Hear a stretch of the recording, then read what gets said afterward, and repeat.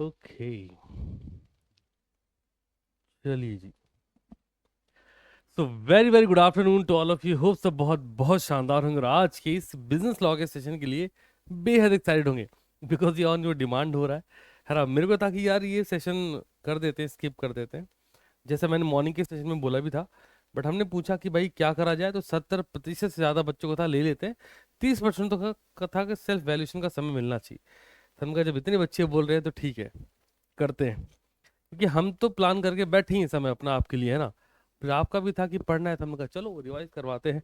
तो आज आप सबकी परफॉर्मेंस को चेक करने के लिए हम टॉपिक ले रहे होंगे इंडियन कॉन्ट्रैक्ट से, परफॉर्मेंस ऑफ कॉन्ट्रैक्ट का। बड़ा ही बढ़िया टॉपिक है। पेपर में एक क्वेश्चन रहता भी है 7 या 5 नंबर के आसपास, है ना। हम्म। ओके, रिपोर्ट है क्या? बढ़िया जी बढ़िया। फाइनली बारिश हो गई सानिया, पता नहीं, मैं तो स्टूडियो रूम में ही रह गया। बारिश हुई कि नहीं मालूम ही नहीं चला। टॉपिक में ही सब में निकल गया, कोई नहीं।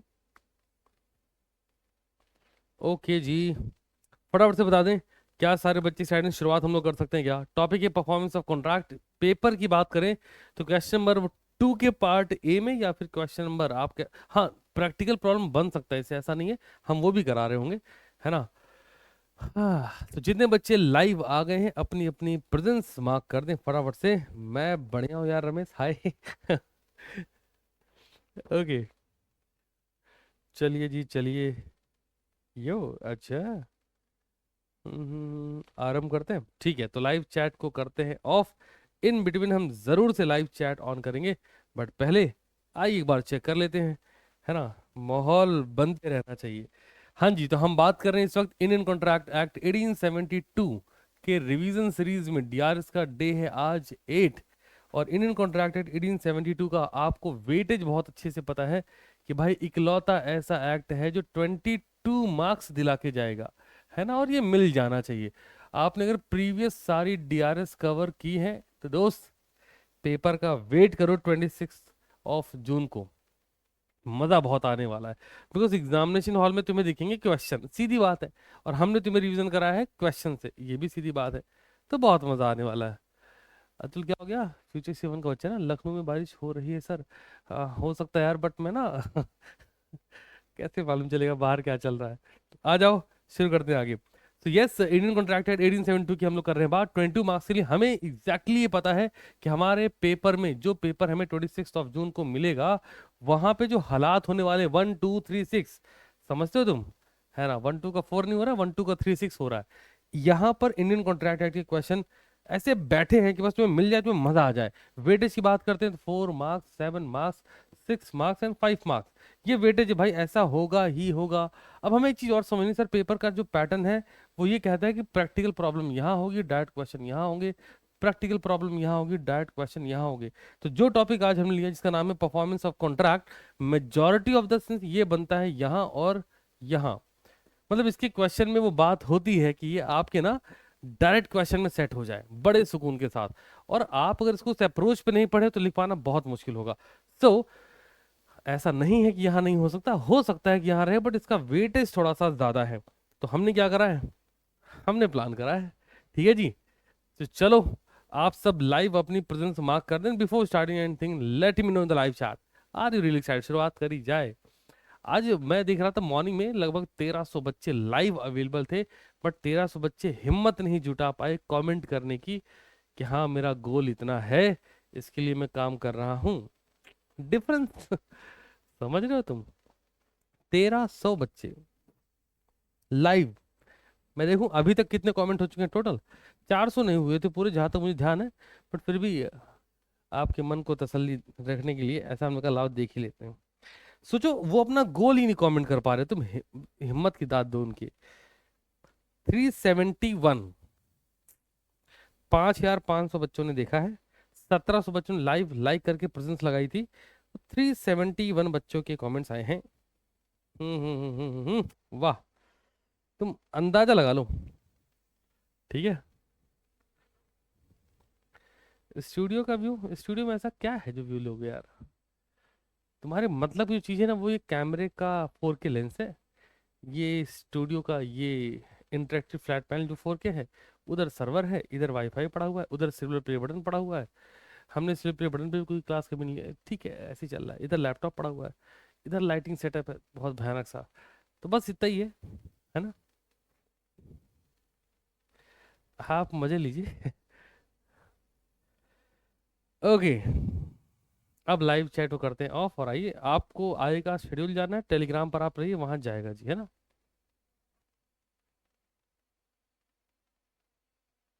हाँ यार बिल्कुल हो गई आपकी preparation.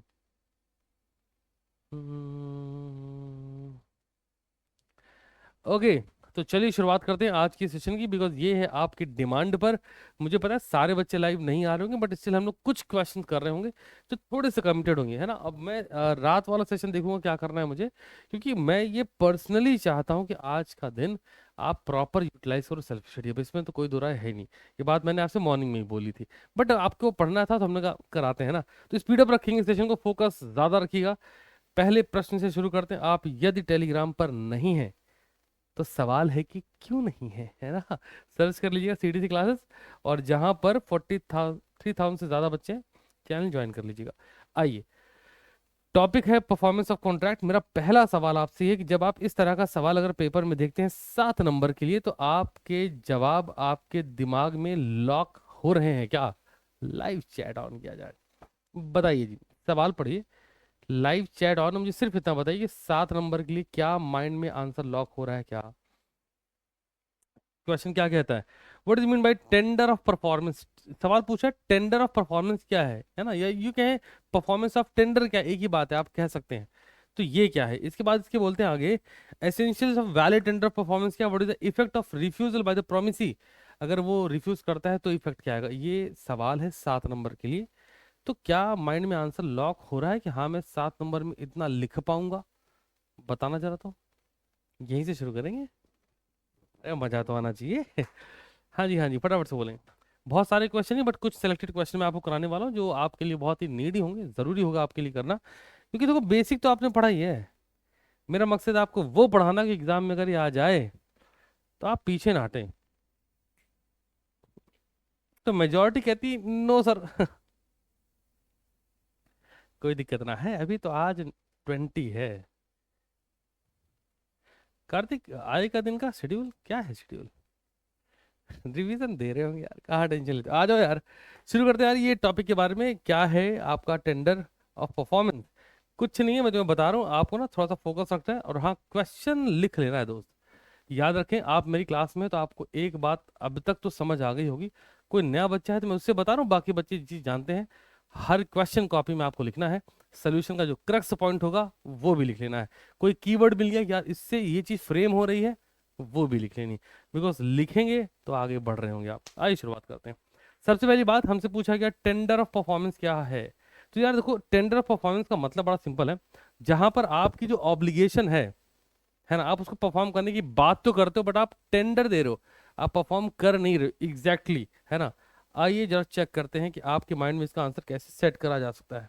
Okay, you can say tender, बोले तो आप कह सकते हो अटेम्प्टेड। ये कॉपी में नोट कर लो, समझ रहे हो? इस वर्ड से आप पकड़ के चलना, अरे तुम्हें आएगा। टेंडर बोले तो अटेम्प्टेड, आपने परफॉर्मेंस अटेम्प्ट करी है, कुछ ऐसा लगा लीजिए। आइए समझते हैं। Attempted performance or tender, when the promiser offer to perform his obligation under the contract but is unable to do so because the promisee does not accept the performance। कुछ बात समझ आई? दो लोग होते हैं, ऑब्वियस सी बात है, एक है हमारा प्रॉमिसर और एक है हमारा प्रॉमिसी। ठीक है जी, ये ऑफर कर रहा है कि हाँ जी हम परफॉर्म कर देंगे, ये एक्सेप्टेंस इनको देनी चाहिए थी, ये एक्सेप्टेंस नहीं दे रहे हैं, तो हम ये कह सकते हैं कि प्रॉमिसर ने अपनी परफॉर्मेंस को, अपनी ऑब्लिगेशन को परफॉर्म करने के लिए अटेम्प्ट करा है, टेंडर करा है। आगे बढ़ते हैं, अटेम्प्टेड परफॉर्मेंस या फिर टेंडर। दस टेंडर इज नॉट, अब यहीं पर लाइन पकड़ लीजिए, tender is not actual performance but is only an offer to perform. Tender क्या है, कॉपी में लिखो, ऑफर टू परफॉर्म, कि क्या हम ये परफॉर्म कर दें क्या, है ना। The obligation under the contract, a valid tender of performance is equivalent to performance. अब सवाल है कि एसेंशियल्स क्या हैं वैलिड टेंडर के। याद रखें, ये बात परफॉर्मेंस ऑफ कॉन्ट्रैक्ट की ही हो रही है। तुम्हें ऐसा नहीं लगना चाहिए अरे ये तो आउट ऑफ सिलेबस चला गया क्या, नहीं नहीं नहीं, ये उसी की बात हो रही है। बस तुम्हें ध्यान देना है, एक पार्टी अगर प्रैक्टिकल प्रॉब्लम बनी तो क्या जवाब दोगे, क्या जवाब दोगे। एक पार्टी जो प्रोमिसर अपनी ऑफर दे रहा है किसी कॉन्ट्रैक्ट में उसकी ऑब्लिगेशन को परफॉर्म करने की, जो पार्टी प्रोमिसी है वो एक्सेप्टेंस नहीं दे रही है, तो यहां पर ये बोला जाएगा प्रोमिसर ने अपने एंड से प्रॉमिस को परफॉर्म करने का टेंडर दिया है, अटेम्प्ट करा है। आ जाइए सर, एसेंशियल्स क्या है, बड़ी बेसिक बात है। हम जब एसेंशियल्स के बारे में बात करते हैं हमें समझ होनी चाहिए कि हम बात कर रहे हैं ऑफर ऑफ परफॉर्मेंस के बारे में। ठीक है, तो क्या ऐसा अलग कर देंगे, है ना, बहुत सिंपल सी बात है। टाइम प्लेस मेंशन हो, कंडीशन सब सब मेंशन हो, यही तो एसेंशियल्स होंगे। चेक कर लीजिए, अनकंडीशनल, भाई कंडीशनल होनी चाहिए, तुम ये करोगे जब ही हम ये करेंगे। Proper time and place mention होना चाहिए। It must be of the whole obligation contracted for and not only of the part. If the offer या tender relates to the delivery of goods, it must give a reasonable opportunity to promisee for inspection of goods so that he may be sure that the goods tendered are of contract description। नहीं इतने नहीं, तीन चार चार और होंगे ना, हाँ है, आ जाइए। पांचवा देखिए, it must be made by a person who is in position and is willing to क्या परफॉर्म द प्रॉमिस। अगला 6 नंबर देखिए, it must be made to the proper person. Example, the promisee or his duly authorized agent, a tender made to a stranger is invalid। अगर आपने tender बोले तो attempted performance करने के लिए किसी स्ट्रेंजर को चूज करा है, इनवैलिड होगा। अगले पॉइंट पर मूव करिए, if there are several joint promises and offer to any one of them is a valid tender. अगला, in the case of tender of money the exact amount should be tendered in the legal tender money. क्या समझ आ रहा है पूरे point से, रुको live chat on करते हैं, जरा मेरे को बताइए आपके माइंड में ये क्लैरिटी आई क्या, attempted performance is called a tender. जब प्रॉमिसर, ये क्लियर हुआ कि भाई परफॉर्मेंस अटेम्प्ट क्या है, टेंडर ऑफ परफॉर्मेंस क्या, ये क्लियर हुआ कि नहीं। एक प्रॉमिसर होगा, एक प्रॉमिसी होगा, प्रॉमिसी अपनी परफॉर्मेंस को, अपनी ऑब्लिगेशन को जो कि कॉन्ट्रैक्ट में मेंशन है उसको परफॉर्म करने का ऑफर देगा। प्रॉमिसी उस ऑफर को रिजेक्ट करेगा, एक्सेप्टेंस नहीं देगा, तो हम प्रॉमिसर के एंड से बोलेंगे इसने ऑफर परफॉर्म करने के लिए अटेम्प्ट करा है। क्या चीजें रिक्वायर्ड होंगी, अनकंडीशनल होना चाहिए, टाइम प्लेस मेंशन होना चाहिए, जो कॉन्ट्रैक्ट की पार्टी है प्रॉमिसर उसके अकॉर्डिंग चलना चाहिए, जो कॉन्ट्रैक्ट की पार्टी है प्रॉमिसी उसी के अकॉर्डिंग चलना चाहिए। गुड्स से रिलेटेड केस लॉ बन रहा है, अगर गुड्स रिलेटेड अगर परफॉर्मेंस जारी कॉन्ट्रैक्ट बन रहा है तो जो अगली पार्टी उसके पास रीजनेबल अपॉर्चुनिटी हुई होनी चाहिए कि वो गुड्स को एक बार चेक कर सके कि वो डिस्क्रिप्शन को रिस्पॉन्ड कर रहा है कि नहीं कर रहा है।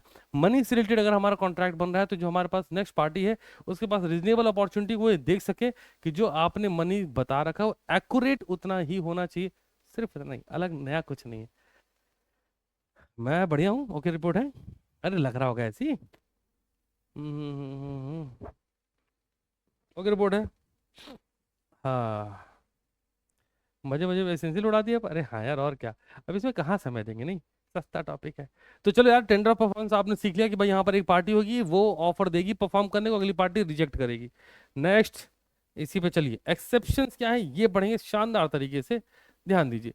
If a debtor has properly offered to pay money and the creditor refuse to accept payment, समझना, the debtor liability to pay shall not come to an end, debtor की लाइबिलिटी खत्म नहीं हो जाएगी। He will not be liable to pay interest on the due amount from the date of rejection of the tender. ये बढ़िया line है, समझिए क्या, डेटर ने बोला यार वो पेमेंट करनी थी कर देते हैं, क्रेडिटर ने बोला अभी पैसा नहीं लेंगे, मूड नहीं पैसा लेने का, है ना, तो डेटर बोलेगा ठीक है, बट इसका ये मतलब नहीं कि डेटर बाद में पैसा नहीं देगा, डेटर को बाद में पेमेंट करनी पड़ेगी। हाँ इतना डिफरेंस हो सकता है कि जो बाद में उसने पेमेंट करनी है उस अमाउंट पर वो इंटरेस्ट नहीं देगा, किस डेट से, जिस डेट से एक्सेप्टेंस रिजेक्ट हुआ है। अगला प्रश्न एक बार जल्दी से देखिए और जरा दिमाग का ढक्कन खोल के सोचिए क्या इसका आंसर लॉक हो पा रहा है, फटाफट से देखिए। When is the time deemed to be the essence of contract in the performance of a contract? एक पार्टी है, दूसरा पार्ट देखिए, what are the consequences when the party fail to perform the contract within the time stipulated in the contract? Live chat on किया जाए, बताओ यार सब लोग क्या माइंड में आंसर आ रहा है? अगेन मैं बोल रहा हूँ डैट क्वेश्चन बहुत तगड़ा तगड़ा रहेगा। 800 बच्चों की लाइव प्रेजेंस लगी, बाकी चिल कर रहे हैं, कहते जी हमने तो हाँ पोल ज्यादा नहीं करा है, ये बात तो है भाई। जल्दी बोलो, अगर टाइम एसेंशियल है तो क्या करेंगे?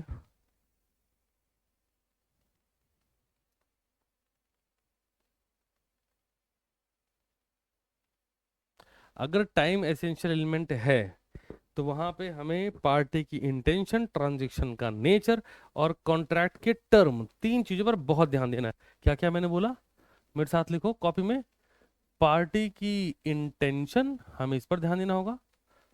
ट्रांजैक्शन का नेचर, ये लिख लो, ये काम आएगा। बाकी तो लाइव चैट आप लिख ही रहे हो, है कि नहीं? है ना?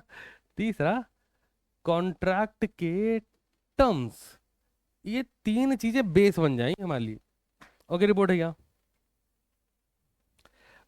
सवाल में दो पार्ट हैं। लैंग्वेज की प्रॉब्लम आ रही है सर जी? अरे कोई दिक्कत ना है। हाँ हाँ आयुषी, कोई नहीं, कर लीजिए, ठीक है। आइए लाइव चैट ऑफ करते हैं, because family and health always first. शुरू करते हैं। हमने आपसे बोला पार्टी की इंटेंशन क्या है, ट्रांजिशन का नेचर क्या है और कॉन्ट्रैक्ट के टर्म्स एंड कंडीशन क्या है, अगर टाइम एक एसेंशियल एलिमेंट है।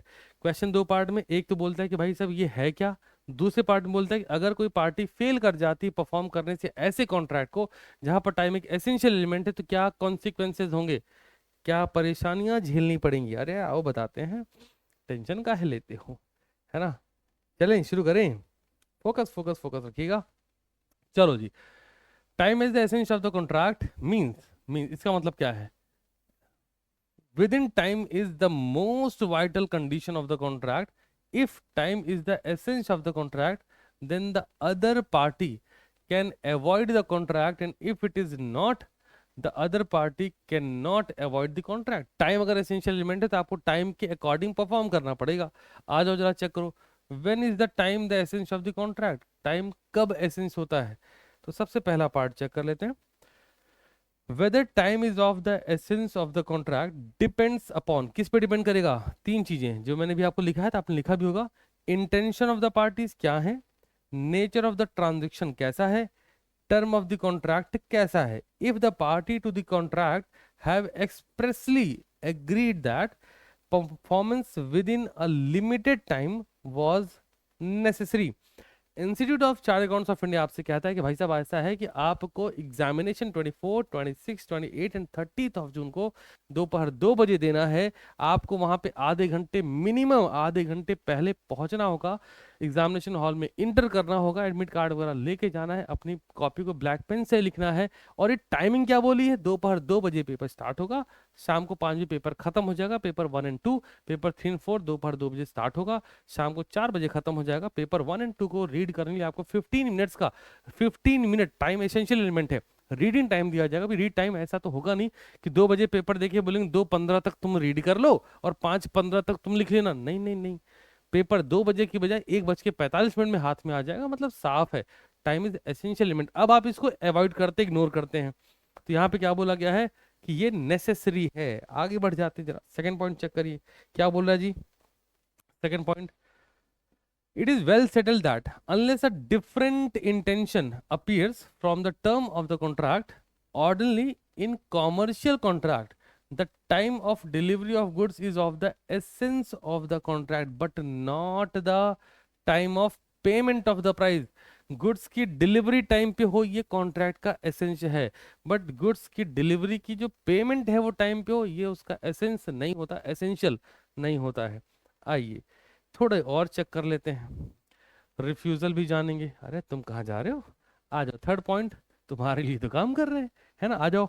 If contract for the purchase of land, usually time is not of the essence of the contract, because land values do not frequently fluctuate.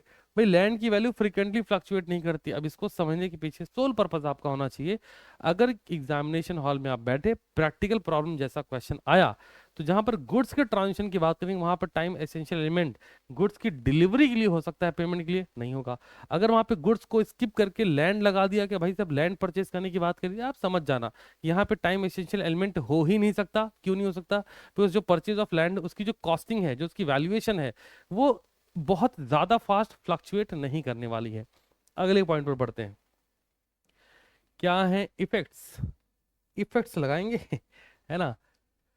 Effect of failure to perform a contract within the stipulated time. अब इसको लेके आपको tension नहीं लेनी, बहुत आराम से एक एक वर्ड समझना है कि एक्चुअल में यहाँ पे हो क्या रहा है।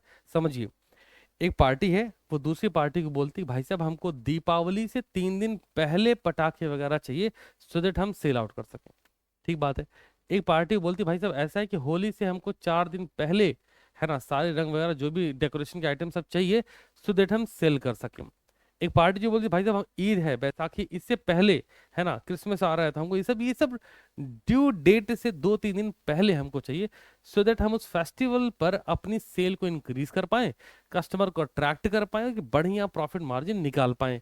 तो जब हमें एक फेस्टिवल्स की बात कर दी गई या फिर किसी स्पेसिफिक ओकेजन की बात करें जो कि प्री डिफाइंड था, प्री शेड्यूल्ड था, अगर वो डिफाइंड है क्वेश्चन में, तो टाइम क्या हो गया? एसेंशियल एलिमेंट यहीं से पकड़ लेना है। आइए समझते हैं। पहला कंडीशन क्या है? Where time is of the essence of the contract. जहां पर टाइम एसेंशियल एलिमेंट होगा, लाइन पढ़ो, ये लिख लो ना, ये एक एक छोटी छोटी लाइन लिखो। Where time is of the essence of the contract, अगर टाइम एसेंशियल है और अगर फेलियर टू परफॉर्म होता है, नहीं परफॉर्म कर पाते हो, तो क्या होगा? आपसे एक सीधा सा सवाल है, लाइव चैट ऑन करते हैं, आप मुझे जवाब दीजिएगा, है ना। आपने एक पार्टी से बोला था कि भाई साहब 10 लाख का माल भेज दो, दीपावली 2 दिन बाद है, हम उसको बेचना चाह रहे हैं। पार्टी ने वो माल दीपावली के अगले दिन, दीपावली बीत गई तब भेजा, क्या करोगे? बताओ जरा। कॉन्ट्रैक्ट वैलिड होगा, वॉइड होगा या वॉइडेबल होगा? क्या वैलिड है कि दोनों पार्टी ने अपनी अपनी ऑब्लिगेशन को परफॉर्म कर दिया, वो ये नहीं हुआ? क्या वॉइड है कि चीजें इलीगल चली कि नहीं, वो भी सही था? तो एक ही ऑप्शन बचा आपके पास कि आप उस पार्टी पर केस कर पाओ। नहीं, नहीं लेंगे डिलीवरी, ये तो सेकेंडरी मेरे भाई, तुम तो इमोशनल हो गए, कहते हम डिलीवरी नहीं लेंगे। नहीं, पैसे तुम दे चुके हो कुछ, तब उस स्टॉक वहां से आया है ना। डिलीवरी नहीं तो नुकसान करोगे ना। तो अल्टीमेटली क्या हुआ कि आपको जो पेमेंट करनी है, समझ आया ना, उसके लिए आप केस करोगे, जो पेमेंट कर चुके हो हमको चाहिए। वॉइडेबल है एट द ऑप्शन ऑफ जो भी एग्रीड पार्टी होगी। तो यहाँ पर भी वही बातें कही जा रही हैं। ये क्या कर सकता है, इसके पास ऑप्शन क्या है? हाँ जी, वॉइडेबल होगा। ऑप्शन क्या है? At the option of the promisee he may resign the contract and sue for the breach. पहले तो कॉन्ट्रैक्ट, पहली लाइन क्लियर हुई? बहुत सस्ता है, अभी अभी याद करा देते, टेंशन ना लो। आओ लाइव चैट ऑफ कर दो। वॉइड कौन से टर्म में जाएगा बच्चे? दिमाग का ढक्कन खोल के बैठो। हाँ हाँ, चलिए सेकंड देखिए। सेकंड लाइन है जो मेन है वो नोट करिएगा। Where time is not of the essence of the contract, अगर टाइम एसेंस नहीं है, एसेंशियल नहीं है, तो फेलियर टू परफॉर्म में क्या होगा? जो रीजनेबल टाइम की हम बात कर रहे हैं, अगर वहां परफॉर्मेंस नहीं हो पाई, अगेन अगेन समझना, एसेंशियल नहीं है बट स्टिल आपसे बोला गया कि हमें एक एक्यूरेसी तो है, क्योंकि अभी अभी आपने सीखा गुड्स की डिलीवरी ये टाइम पर होनी चाहिए। पेमेंट ये ऑप्शनल है कि वो टाइम पर हो रही है, थोड़ी डिले हो जा रही है, वो ऑप्शनल हो जाता है। तो पढ़ लो जरा, यहाँ पर भी कॉन्ट्रैक्ट वॉइडेबल होगा, पढ़ के चेक करते हैं। Specified time does not make the contract voidable. सबसे पहली बात है, अगर एसेंस नहीं है तो कहते हैं, अगर स्पेसिफिक शब्द पकड़िए, with in the specified time, अगर ऐसा नहीं है, does not make the contract voidable. लेकिन आगे पढ़ो, it mean that in such a case, the promisee cannot resign the contract and he will have to accept the delayed performance, but he would be entitled to claim compensation from the promiser for any loss caused to him by the delay. This rule is, अब यहां पढ़िए, बहुत शानदार line है। This rule is however subject to the contract. ये rule कैसा है? Subject to the contract है, डिपेंड करता है, सब्जेक्ट टू द कंडीशन है। कंडीशन कैसी, उस पर भी डिपेंड करता है। कैसे? पढ़ते हैं आगे। That the promisor should not delay the performance beyond a reasonable time. आप समझिए, हाँ टाइम एक एसेंशियल एलिमेंट नहीं, बट स्टिल हम देखेंगे फेस्टिव सीजन चल रहा है तो हम ये कहते हैं 3 दिन पहले आ जाना चाहिए। लगभग देख लीजिएगा आप, हमने ऐसे बोला टाइम एसेंशियल एलिमेंट नहीं डाला हमने, तो इसका मतलब ये उसको भी तो पता है फेस्टिव सीजन है, तो उससे एक दिन पहले तो आ ही जाए कम से कम। अब उस दिन आ रहा है तो भी नहीं चलेगा। ऐसे प्रैक्टिकल प्रॉब्लम आ रखे हैं पास्ट टेंस में। आ जाओ जी। अगर promisor should not delay the performance beyond a reasonable time, otherwise अगर उसने रीजनेबल टाइम के ऊपर भी कर दिया है ना, एक टाइम होना चाहिए उसके बाद भी, फंक्शन आज है, आज ही माल आ रहा है, तो भाई साहब अब वॉइडेबल होगा। Will become voidable eight the option of किसके, जिसको तकलीफ हुई है। ठीक है जी। तो हमने दो चीज सीखी, अगर टाइम एसेंशियल एलिमेंट है तो कॉन्ट्रैक्ट वॉइडेबल होगा eight the option of promisee. अगर टाइम एसेंशियल एलिमेंट नहीं है तो कॉन्ट्रैक्ट वॉइडेबल नहीं होगा eight the option of promisee, वो कंपनसेशन क्लेम करेगा। बट अगर यहाँ पर रीजनेबल टाइम भी बीत जाता है तो कॉन्ट्रैक्ट वॉइडेबल हो जाएगा। तो रीजनेबल टाइम क्या है, सब्जेक्ट ऑफ कंडीशन है जी, वो डिपेंड करेगा क्वेश्चन टू क्वेश्चन। आइए जी। In case of contract voidable on account of the promisor failure to perform his promise within the agreed time, अगर कुछ ऐसा हो रहा है तो क्या करना चाहिए, कुछ नहीं, उसको बस एक इंटेंशन की नोटिस दे देनी है ना, वो अपनी इंटेंशन की नोटिस दे देगा, हमसे ना परफॉर्म हो पाएगा, ऐसा बोल सकता है वो। पढ़ लो आगे जरा। As the case may be and if the promisee instead of resign the contract accept the delayed performance he can not afterward claim compensation. ये पता है क्या है, ये लाइन किस पर सूट करती है पता है, सेल ऑफ गुड साइड में लाइन थी, व्हेन, मेरे साथ लिखो, व्हेन बायर, याद आ रहा है क्या, elected to, when breach of condition treated as breach of warranty, अपन आंसर क्या बोलते हैं, व्हेन बायर इलेक्टेड टू। यहां पर भी बात वही हो रही कि प्रोमिसर अपनी ऑब्लिगेशन टाइम पर परफॉर्म नहीं कर पा रहा, तो प्रोमिसर डिसाइड कर लेगा कि उसे क्या करना है। अगर वो इलेक्ट करता है कि नहीं नहीं कोई बात नहीं है, तो ठीक है, कॉन्ट्रैक्ट रिपुडिएट नहीं होगा, कॉन्ट्रैक्ट कैंसिल नहीं होगा। अगर वो कहता नहीं बात तो है, तो ये भी बिल्कुल बात सही जाएगी। ओके, रिपोर्ट है क्या। अब लाइव चैट ऑन है, इस प्रश्न का आंसर बताइए कितने लोग के माइंड में सेट हो पा रहा है। What is mean by appropriation of payment. सवाल, हर सवाल दो पार्ट में जा रहा है, ध्यान रखो। What are the rules for appropriation of payment to the debts owed by the debtor.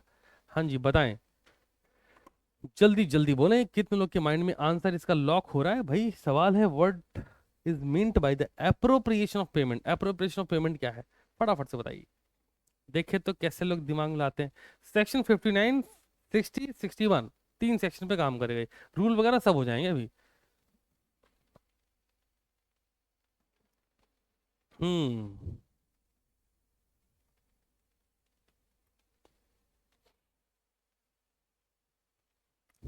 Appropriation of payment नहीं आ रहा, अरे हमसे आंसर सुनो तुम, बहुत तगड़ा वाला आंसर है ना, तुम भूल ही ना पाओगे। अगर कोई बोलता है भाई साहब एप्रोप्रिएशन ऑफ पेमेंट क्या कहते हैं, हम बड़े सीधे तरीके से बोलते हैं जी, अकाउंट में एक चैप्टर है जिसका नाम है एवरेज ड्यू डेट, यहीं पे लगा लो एक वर्ड, फेलियर। क्या है सर एवरेज ड्यू डेट क्या होता है सर, यहाँ पर हम ये बोलते थे कि बहुत सारी ड्यू डेट हैं, उन सभी ड्यू डेट का हम एक एवरेज निकालते थे कि हम इस डेट पर पेमेंट कर देंगे, बट हम उसमें भी फेल हो गए। इसको हम बोलते हैं एप्रोप्रिएशन ऑफ पेमेंट। कितने लोग को समझ आया, जल्दी जल्दी बोलो, मैंने आपको सस्ती डेफिनेशन दी, अभी अभी बताऊंगा क्या, बट ये बताओ पहले मेरे को, क्या होगा, डेटर बहुत सारे डेप्ट लिया रहेगा, क्रेडिटर को पेमेंट करने की बात आएगी, और वो जो पेमेंट कर रहा होगा वो फेलियर। अच्छा फेलियर क्यों हो रहा है, बिकॉज वो कैसा है, इनसफिशियंट, जो पैसा दे रहा है बच्चे वो कैसा है, इनसफिशियंट, पूरी पेमेंट नहीं हो पा रही। तो जिस मैनर में पेमेंट करने की बात करी जाएगी उसको हम एप्रोप्रिएशन ऑफ पेमेंट बोलते हैं। क्या इतना सबको समझ आ रहा है क्या, जल्दी बताओ। अब जैसे क्वेश्चन बोलते हैं एप्रोप्रिएशन पेमेंट, ये लाइक अब है एवरेज ड्यू डेट है, ये तो बहुत सारे मल्टीपल डेब्ट्स होंगे डेटर के पास, उसे क्रेडिटर को पेमेंट करनी है।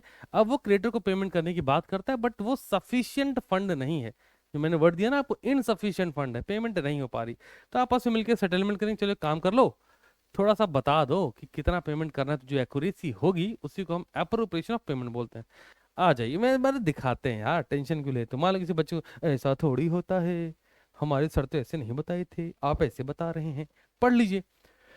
व्हेन अ डेटर ओज मल्टीपल डिस्टिंक्ट डेब्ट्स, याद आ रहा है एवरेज ड्यू डेट में बहुत सारी ड्यू डेट्स बनती थी, किसके लिए, to a creditor, and makes a payment that is, line पढ़ो, that is insufficient to discharge all the डेब्ट, सारे डेब्ट डिस्चार्ज नहीं होंगे, then the manner in which the payment has to be applied to discharge a particular debt amount to appropriation of payment।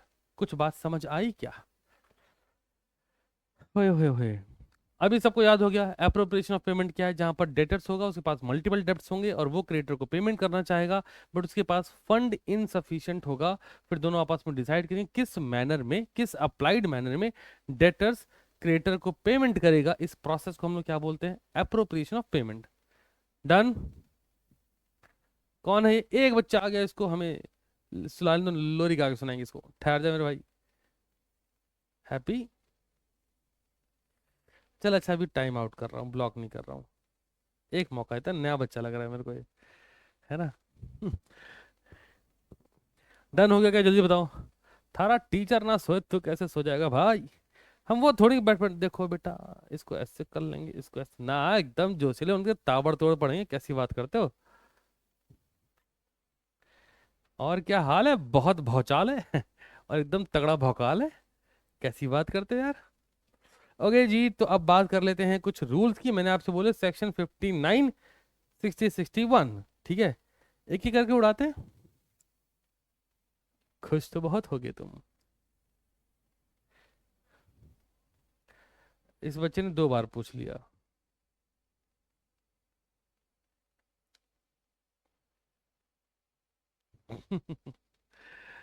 गलत बात करते हो बच्चे। जय श्यार, हाँ मैं ट्राई करता हूँ, कमेंट में एक बार लिख देना ना, मैं कर देता हूँ, पक्का पक्का, डन। ओके, तो पहला पॉइंट पढ़ते हैं। अब लाइव चैट में ऑफ करूंगा, आप लोग यहाँ फोकस करें। जो भी कुछ आपको हाईलाइटेड दिख रहा हो कॉपी में लिख लें, सो दैट ये याद रहे।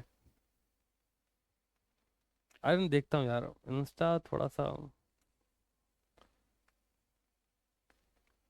अरे सिफात, कैसा बता, आप पढ़े मजा करें, है ना? आ जाओ यार, तो लाइव चैट को करते हैं ऑफ और आगे बढ़ जाते हैं ना। फोकस यहाँ रखिएगा। अरे बस भैया रमेश, तुम तो एकदम, अरे भाई इधर आओ, चलो। Appropriation as per the express instruction, ध्यान दो, ऑफ द डेटर। डेटर को एक्सप्रेस इंस्ट्रक्शन मिला है किस बात का? पैसा कैसे कैसे दोगे, ये ना तुम्हें समझना है। एप्रोप्रिएशन ऑफ पेमेंट तुम्हारे दिमाग में सेट हो गया कि भाई साहब मल्टीपल डेब्ट्स हैं डेटर्स के पास, सुनते चलना। और डेटर्स को क्रेडिटर को करना है पेमेंट, उसके पास फंड है इनसफिशिएंट, पेमेंट नहीं कर सकता। तो जिस प्रोसेस में, जिस अप्लाइड मैनर में वो डेप्ट को पे करने के लिए रेडी होगा, उसी को हम एप्रोप्रिएशन ऑफ पेमेंट बोलते हैं। इतना क्लियर है? अब समझते हैं पहला पॉइंट क्या है। अगर ये एप्रोप्रिएशन एक्सप्रेस्ड है, इंस्ट्रक्शन क्लियर है कि तुम्हें पेमेंट कैसे कैसे करनी है, फीफो लगाओगे कि लीफो लगाओगे। अब जो बच्चा कल की क्लास में था बोलता हाँ समझ आ गया, पढ़ो। ओइंग टू मल्टीपल डेब्ट्स, अगर मल्टीपल डेब्ट्स हैं, to the same creditor at the time of making the payment, give express instruction as to appropriation of payment, then the payment must be appropriated toward the discharge of the particular debt as instructed by the debtor। कुछ रटना पड़ा क्या?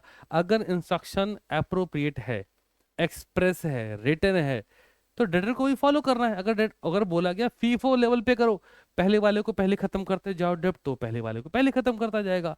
अगर उसको बोलेगा LIFO से शुरू करो, जो तुमने लास्ट में डेप्ट लिया उसको पहले, फिर उसके बाद वाला, फिर उसको बोलेगा वेटेज तरीके से करो, एवरेज निकाल के, तो एवरेज से कर रहा होगा। एक्सप्रेस, एक एक्सप्रेस क्लियर है। अब दूसरा सुनो, एक तो एक्सप्रेस था, तो दूसरा क्या हो गया? इम्प्लाइड। अब ये इम्प्लाइड क्या है जनाब? Which is presumed. ये तो तुम्हें पता है ना, 3 तरह की कंडीशन। मेरे भाई, 3 एप्रोप्रिएशन ऑफ पेमेंट समझ आ गया क्या होता है? इसमें 3 तरह की कंडीशन बनती है। पहली कंडीशन क्या है? जहां पर एप्रोप्रिएशन ऑफ पेमेंट एक्सप्रेस है कि तुम्हें पेमेंट ऐसे ऐसे ऐसे ऐसे ऐसे करनी है। दूसरी विच इज इम्प्लाइड, कि मान लिया तुम्हें पेमेंट ऐसे करनी चाहिए मेरे भाई। और तीसरा नॉट एक्सप्रेस, अपने हिसाब से देख लो, है ना? आज शुरू करते हैं। हाइलाइटेड पॉइंट लिख लेना। Appropriation as per implied circumstances check करिए। Sometimes a debtor owing a multiple debts makes a payment to the creditor which is insufficient to discharge all his debt without any express instruction as to the appropriation of payment. In such a case, the appropriation must be done towards the debt which the debtor intended to do so। क्या समझे? जैसा debtor को लगेगा कि ये पहले कर लेना चाहिए, वो ऐसे पेमेंट कर लेगा। कब? Which is implied. तीसरे पे चलते हैं। कॉपी में लिख जरूर लेना भाई, है ना। आ जाओ। Appropriation of payment where there is no express instruction nor implying, समझ गए क्या? ना ही वो एक्सप्रेस इंटेंशन है, ना ही इम्प्लाइड हो रहा है, कुछ नहीं, अपने हिसाब से सेट कर लो। तो आओ पढ़ लेते हैं क्या है। when neither the debtor send the payment with any express instruction nor to do the circumstances imply as to which debt the debtor intend to the payment to be applied, क्या पहले देना है, then the appropriation may be done by the creditor at his own discretion. The creditor may apply the payment towards the discharge of any lawful debt as per his discretion and intimate the same to the debtor. क्या बात समझे, क्या समझे भाई साहब? ये कह रहे हैं कि तुम पैसा देते जाओ, हम अपने हिसाब से सेटल करेंगे, हमें इस पैसे को कौन सा डेप्ट खत्म करने में यूज करना है, किसको, क्रिएटर को। तो समराइज करते हैं और लाइव चैट ऑन करते हैं, जरा बताइए याद हो गया कि नहीं। एप्रोप्रिएशन ऑफ पेमेंट क्या है? जहां पर डेटर्स के पास मल्टीपल डेप्ट्स होंगे और क्रिएटर को पेमेंट करना चाहेगा, इनसफिशिएंट फंड क्या से पेमेंट नहीं कर पाएगा, आपस में सेटलमेंट होगा कि चलो हम पेमेंट आपको टाइम टू टाइम किया करेंगे, और जो हम टाइम टू टाइम किया करेंगे भविष्य में पेमेंट करेंगे, यही appropriation of payment. There are 3 condition, 3 rules. पहला, जो भी आप पेमेंट करने वाले हो एज अ डेटर, वो एक्सप्रेस होना चाहिए कि आप पेमेंट इस डेट पर इस डेप्ट के लिए करोगे। दूसरा चीज इम्प्लाइड, जहां पर आप ही डिसाइड कर लो आपको पेमेंट कब कब करनी है, कौन कौन से डेप्ट की करनी है। तीसरा, नॉट एक्सप्रेस नॉट इम्प्लाइड, कोई सर्कमस्टेंसेस नहीं है। इस केस में तुम पेमेंट दे दो, क्रेडिटर डिसाइड करेगा कि तुमने जो पेमेंट दी वो कौन से डेप्ट को सेटल करेंगे। खत्म। हाँ भाई, याद हो गया क्या? जल्दी बताएं, याद हो गया कि नहीं, फिर हम आगे बढ़ जाएंगे। अब इसमें एक पॉइंट और आएगा, express employed, not express not employed, आखिरी पॉइंट आएगा क्रोनोलॉजिकल ऑर्डर, वो डेट वाइज चला जाएगा। ठीक है, कौन सा, ये लिख लो। अब ये तुम्हें भूलेगा नहीं, ये पेपर में आएगा तो सीटीसी क्लास का बच्चा चमका के आएगा। क्रोनोलॉजिकल ऑर्डर समझ में आ रहा है ना, डेट वाइज, जैसे जैसे तुमने पेमेंट ली थी वैसे वैसे पेमेंट कर देना। समझ गए क्या? ड्यू डेट के हिसाब से, तभी तो हमने तुमको इस टॉपिक का नाम दिया एवरेज ड्यू डेट। तब बच्चा कहते हैं ऐसा होता है क्या? समझ गए सभी लोग क्या? मस्त याद हुआ भाई। ओके जी, सबको याद हो गया? जल्दी बताओ, सबको याद हो गया? एप्रोप्रिएशन ऑफ पेमेंट क्या है? डेटर के पास पैसा है, बहुत सारा डेप्ट है, क्रेडिटर को टाइम टाइम पेमेंट करेगा, पैसा इनसफिशिएंट है, पेमेंट नहीं कर पा रहा। 4 कंडीशन बनी, पहले में एक्सप्रेस है, दूसरे में इम्प्लाइड है, तीसरे में ना एक्सप्रेस है ना इम्प्लाइड है, चौथे में date wise chronological order. That's it. अरे भैया प्रभु लोग, आप पढ़ें, रिजल्ट लाएं और आगे बढ़ें, एक सोल मोटिव होना चाहिए ना। चलो जी, प्रिडिक्शन कब होगा? हैप्पी हैप्पी है हमारे बीच, अब ये एक सही स्टूडेंट की तरीके से परफॉर्म कर रहा है। गुड जॉब, तुम्हें एक मौका दिया गया और तुमने उसका काम अच्छा किया, है ना, दोबारा कलाकारी नहीं करी, अच्छी चीज है। ओके जी, नेक्स्ट क्वेश्चन पे चलते हैं। बड़े ही नए नए सवाल हैं, मैं तुमसे ये नहीं बता रहा हूँ परफॉर्मेंस ऑफ कॉन्ट्रैक्ट क्या है बेटा, जहां पर पार्टी की ऑब्लिगेशन है और वो अपनी ऑब्लिगेशन में परफॉर्म कर रहा है, ये तो ठीक है। अगला सवाल लीजिए, बड़ा ही खूबसूरत सवाल की शक्ल देखिए। Discuss and explain the law relating to the devolution of joint rights and liabilities. मेरे भाई कुछ नहीं है, कुछ नहीं है, तुम टेंशन नहीं कर रही, ये तो बहुत नया हो गया। ये बात हो रही ज्वाइंट प्रोमिसर के बारे में कि ज्वाइंट प्रोमिसर अपनी अपनी ऑब्लिगेशंस को परफॉर्म कैसे करेंगे।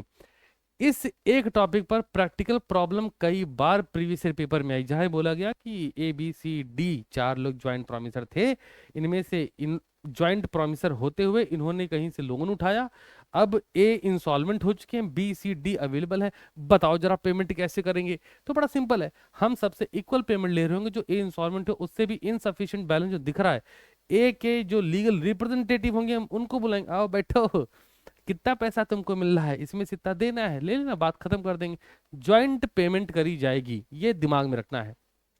इसको थोड़ा और क्लियर कर देता हूं मैं। समझो, तुमने कहीं से पेमेंट ली है 1.5 लाख रुपए, ठीक है, 1,50,000 रुपए ये लोन हो रखा है। A B और C ज्वाइंट प्रोमिसर थे, जहां पर C चमक गए, मतलब इंस्टॉलमेंट हो गए, तो A B अब बचे हैं और सी के लीगल रिप्रेजेंटेटिव से जो पैसा मिल रहा है वो सिर्फ 20,000 रुपए है। समझते चलिएगा, लोन था 1.5 लाख का, तो टेक्निकली हर व्यक्ति को 50,000 रुपए रिफंड के वक्त देने चाहिए थे। बट अब क्या हो रहा है कि सी के लीगल रिप्रेजेंटेटिव से हमको जो इसकी स्टेट से पैसा मिल रहा है 20,000 है, पेमेंट 1,50,000 देनी है, तो रिमेनिंग बैलेंस कितना है 1,30,000 का।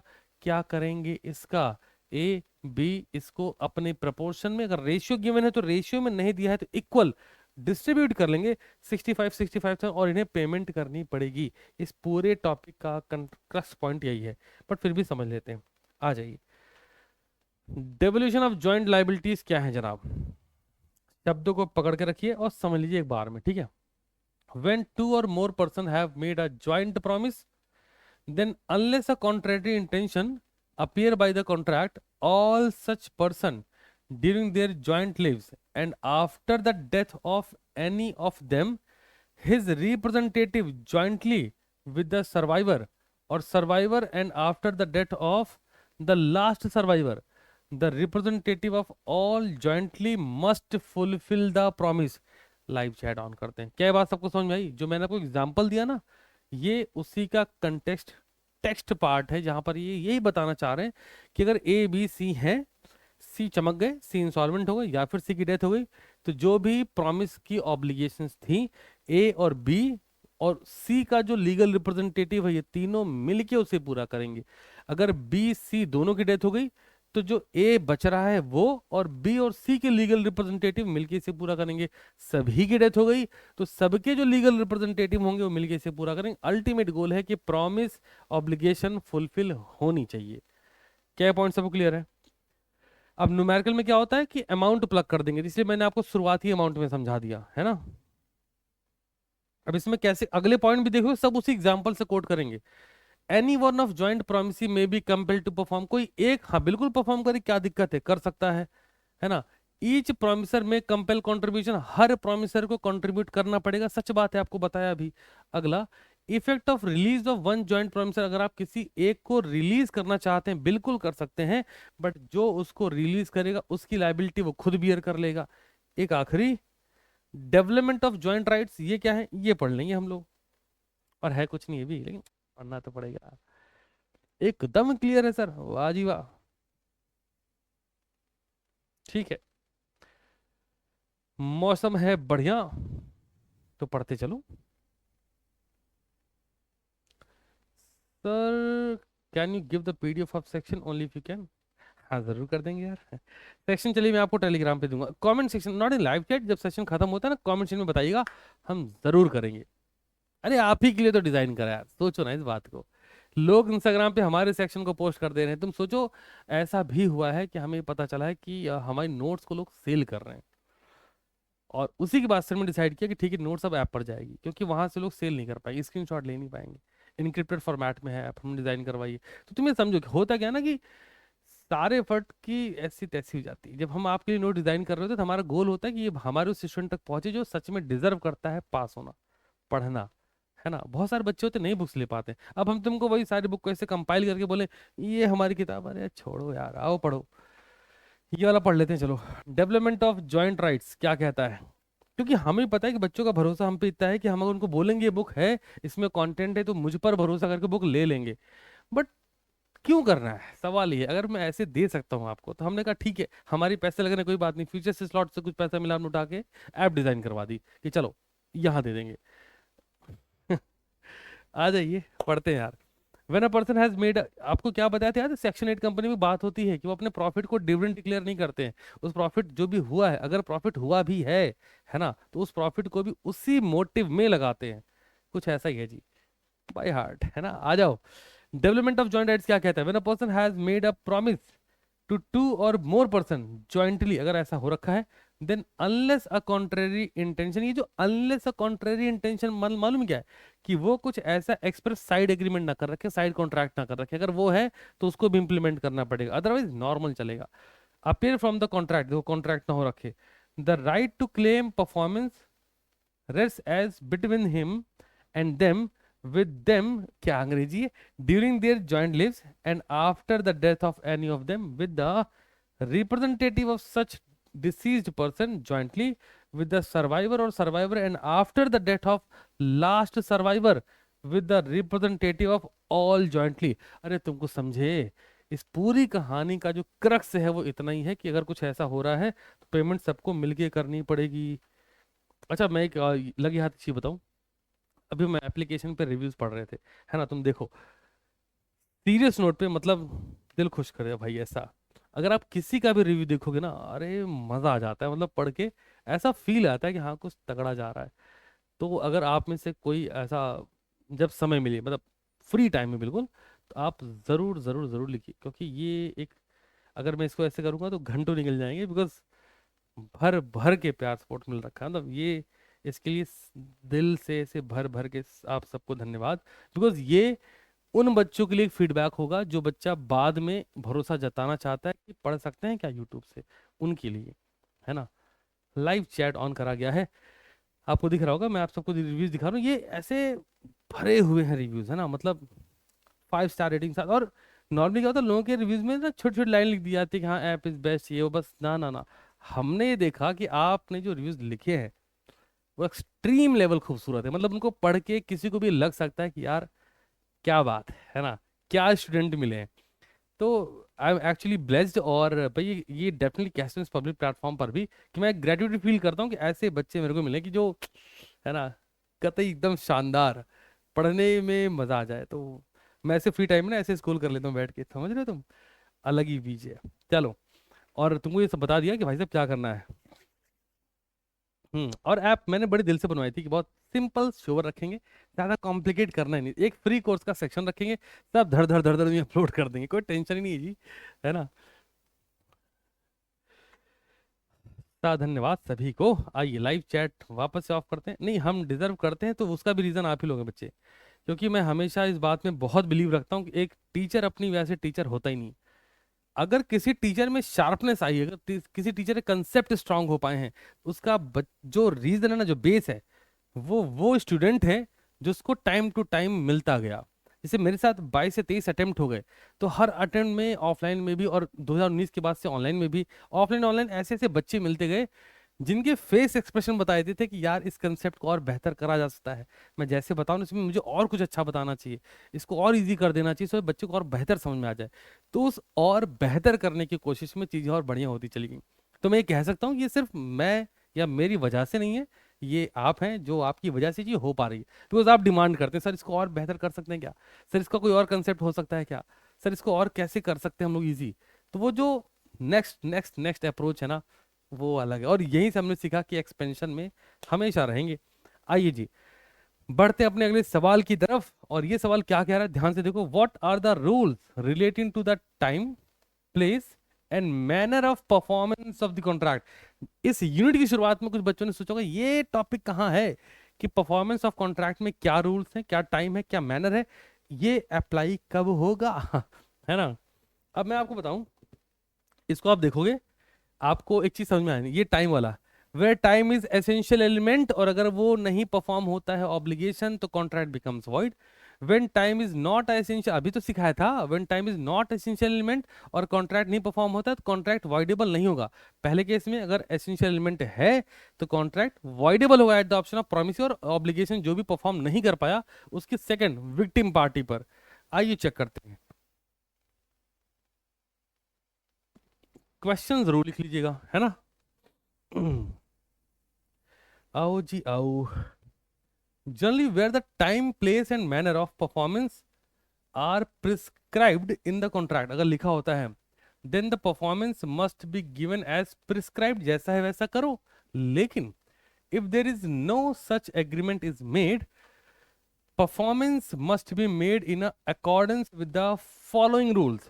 क्या है रूल्स, आइए एक एक करके उड़ाते हैं।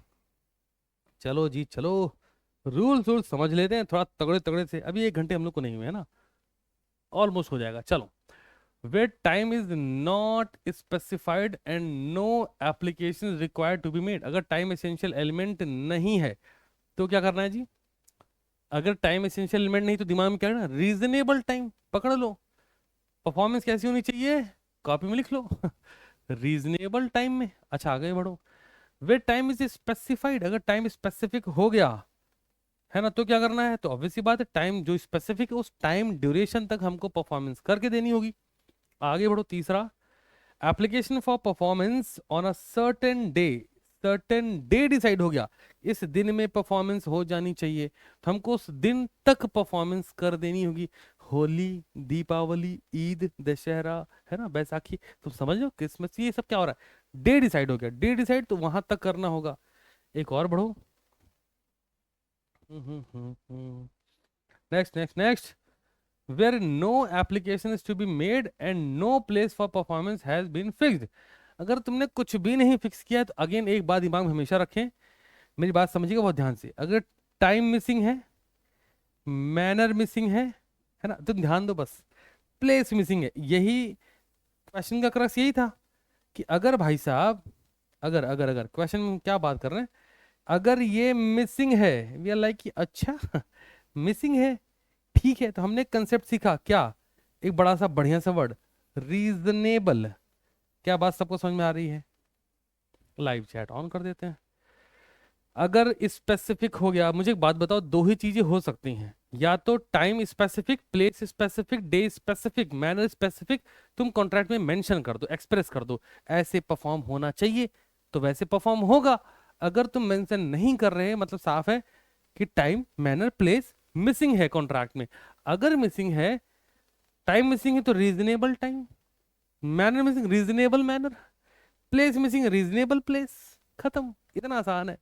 तो इस पूरे क्वेश्चन का जो क्रक्स है वो यही है, कि अगर भाई साहब एक्सप्रेस है तो जैसा लिखा गया है वैसे परफॉर्म करना पड़ेगा, अगर एक्सप्रेस नहीं है, मिसिंग है, तो रीजनेबल पकड़ लो, आंसर चिपकाते जाओ। हाँ, मैं रिव्यूज आजकल डेली पढ़ रहा हूँ, सही बताऊँ तो रात में जब मैं फ्री होता हूँ, जैसे आप में से अगर किसी ने लिया प्लीज लिखिए, मजा आएगा, है ना, और क्लियर करने के बाद वापस से आके वो अपने रिव्यू में एडिट करके लिखे, सर हो गया सर, दिल को सुकून है ना।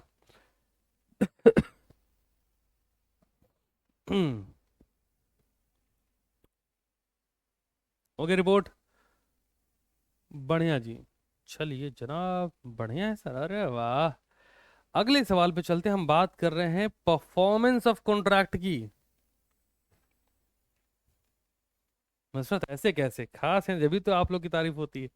आ जाओ, अगला सवाल समझेंगे, ये क्या लिखा है, लिखते हैं जी, रेसिप्रोकल प्रोमिसेस क्या हैं। अरे बड़ी सिंपल बात, लाइव चैट ऑफ हो गया, कृपया करके बोर्ड पर अब ध्यान देंगे, जो कुछ बता रहा हूँ उसको लिखते चलेंगे, तो मजा आ रहा होगा। वाह जी वाह। रेसिप्रोकल प्रोमिसेस का मतलब हम आसान शब्द में बोलते हैं म्यूचुअल प्रॉमिस।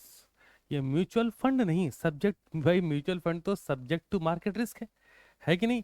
ये है म्यूचुअल प्रॉमिस, मतलब साफ है, एक व्यक्ति दूसरे व्यक्ति से प्रॉमिस कर रहा है, बिना ये जाने कि तुम भी वही प्रॉमिस कर रहे हो क्या, है ना। अगर हम आपस में एक दूसरे को सेम प्रॉमिस दे रहे हैं, तो इसको हम रिसिप्रोकल प्रॉमिस बोलते हैं। बस ध्यान रखना, सेकंड पार्टी पहली पार्टी की इंटेंशन को नहीं जानती है, इसी वजह से इसको हम म्यूचुअल, मतलब दोनों आपस में मिलकर एक दूसरे को प्रॉमिस कर रहे हैं, जन्म जन्म का साथ हो, हमारा तुम्हारा, तुम्हारा हमारा, हमारा तुम्हारा, तुम्हारा हमारा, एक दूसरे को प्रॉमिस किए जाने हैं। यार समझ रहे हो तुम, ऐसा चल रहा है, इसको हम क्या बोलेंगे, रिसिप्रोकल प्रॉमिसेस। पहले मुझे बताओ, क्या ये क्लियर हुआ कि नहीं।